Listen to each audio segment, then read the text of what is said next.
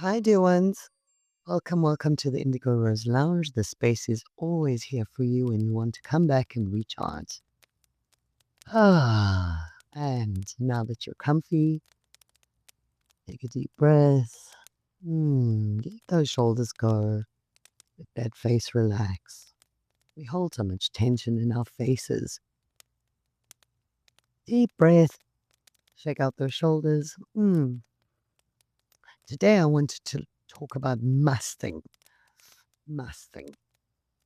I know, strange concept. And maybe it's a Gen X thing, partly. I don't know. Other generations will let me know.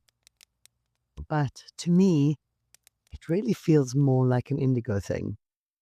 This idea of must. We must do this. We must walk 100 steps a day. We must. Oh, whenever I see a musting come up, it exhausts me just to watch it. But let me give you an example. There's someone I love in the world. He just has a wonderful energy about him, which is Anthony Robbins. Anthony Robbins is a magnificent soul. He just seems so oh, spiritually present and just aligned. And yet nothing he says resonates for me, I'm not saying he's not speaking the truth for him. I'm just saying that since the beginning of time, since the beginning of ever hearing anything he said, I get exhausted just listening to him. He talks about deciding what you want to do and then taking massive action. Oh, massive action. Can you imagine anything worse than taking massive action before you've aligned with the action? I can't imagine anything worse.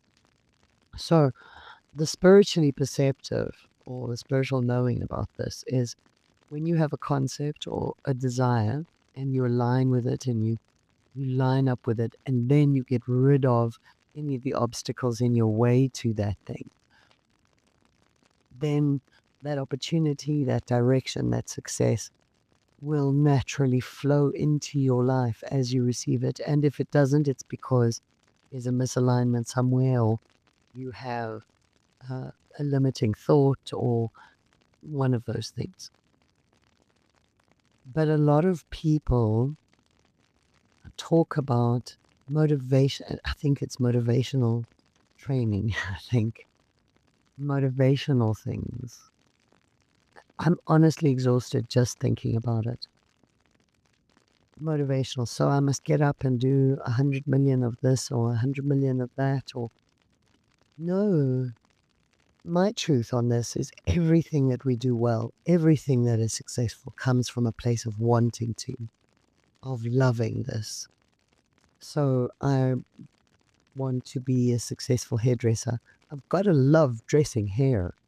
That's just my first and absolute requirement. So let's stick with that analogy. I want to be a successful hairdresser, but I actually hate it. But then the motivational people are saying that we must just go out and do it 100,000 times and force ourselves and get out of bed and go and do the hair. Okay. No. Because I guess it's your definition of success. What is your definition of success? Is it doing something 100,000 times or making 1,000,000 on it? Or is it joy? Is it love? Is it bliss? Is it, I did this one thing today, but I loved it so much and it was so enjoyable. And yes, I got paid for it, but it was just the most successful moment. And I felt successful because it was lovely. The other thing I also know for myself and for my clients is that procrastination is often a very good thing. When there's something that needs to be done, but we can't quite bring ourselves to do it. So it needs to be done. We can't quite bring ourselves to get it done. We're hesitating, or we really can sometimes feel blocked, roadblocked, like I can't get myself to do this thing. My position would be that's a really good thing because it's showing you that there's something out of alignment here. Either you're not quite aligned with the outcome of this, or you have a limiting belief, or There's something to find. And when you find the key, when you find the thing that is the limiting thing, and you clear it and you love it into correction, then going out there and doing that thing will be it'll be something you want to do. Then nothing will stop you. You'll just hit up and it'll feel awesome. Procrastination is often the sign that something's out of alignment, not that you're not ready. It can be one of many things. So musting. So I must do this thing, but I can't find the motivation for it. I haven't got any. The musting then puts you at odds with your own intuitive knowing.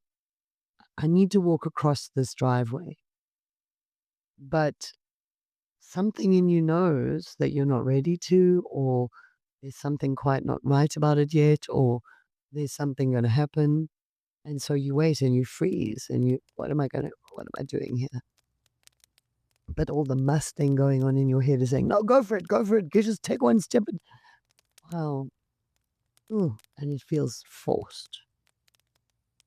And anything that feels forced, in my experience, is not going to have a good end. It's not going to have a good outcome. And you've got so much momentum, it's probably going to be even a worse outcome than if you just stayed still. So if you're not ready for something, if you don't feel quite that you can't quite find the motivation for it, I'm not saying don't do it. I'm not saying don't do it forever. I'm saying maybe look around. Maybe look around and see what's missing. What is it that I'm not aligned with here? And the moment you clear that up, you will want to do it so much that, wait, just anyone try and stop you. It won't be able to because you'll be so full of enthusiasm and direction. And I'm not saying that obviously Anthony Robbins did really well. He literally forced himself to do a whole bunch of things. And through it, he transcended and got to a good place. And it's a personality type, I must assume. I don't believe forcing ourselves to do anything is the way to self-actualization.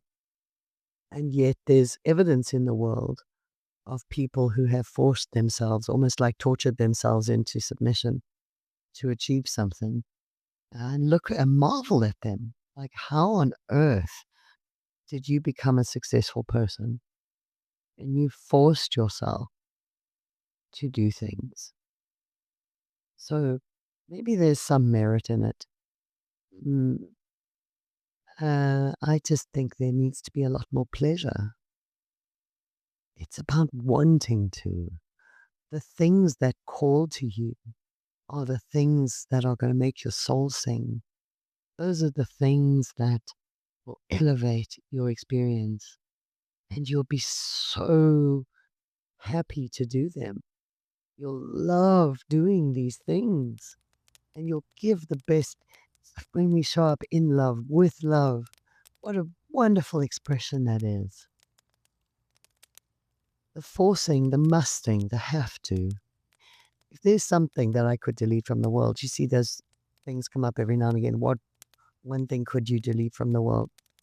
It's not on the top of the list for sure, but one of the things that I think the world could do with less of is the have tos and the musts and the forcings. It's just line up with it. Line up with it. It's like I don't want to go to work. And so if I don't go to work, then fine. So think about the consequences of that. If you don't go to work, you won't have money and you have to move out of where you are. Is that something that you want to, is that a road you want to go down? And if you say no, okay, now I want to go to work because I want the house and I want the groceries and I want the, fine. But line up with it. Don't force yourself to do something you hate. Rather, look at what the consequences would be on the other hand, and that'll help you line up. Or if you're really not lined up and you still really hate what you're doing, then find a better way, find another path, find something that you would like to show up to. Because your bliss, your joy, that's what you came here for. Your spirit self is saying, I came here for the joy of it. I came here for the fun and the play. Don't force me to be miserable. I didn't come here for that. Here we go. See, the truth will out. All right, dear hearts. Love. Always.